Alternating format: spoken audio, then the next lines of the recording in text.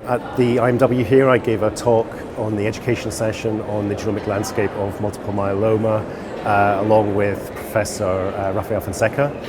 And so we discussed the important aspects of myeloma genomics to the audience, including the kind of translocation backgrounds, copy number changes that are important for prognosis, and the mutational landscape of myeloma as we've kind of been looking at it over the last couple of years with exome sequencing in a large patient cohort, including the MRF Compass dataset as well as UK datasets as well.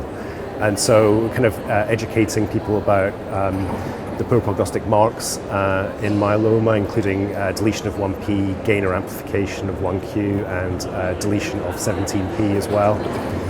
One of the important things that is kind of emphasized to people is that it's not just deletion of 17p that's prognostically important, but also we're looking at biallelic inactivation of both alleles of TP53. So that could include both deletion and mutation of the gene.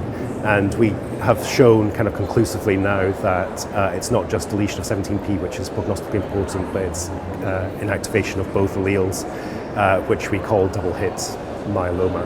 The impact of biallelic inactivation of TP53 is very important in the clinical setting. We've identified this as a proportion of about 6% of patients who respond or do not respond to treatment, irrespective of what their treatment is. And so these kind of patients can be identified up front and could be candidates for novel therapies such as CAR-Ts or immunotherapies, which may work better in this kind of patient setting.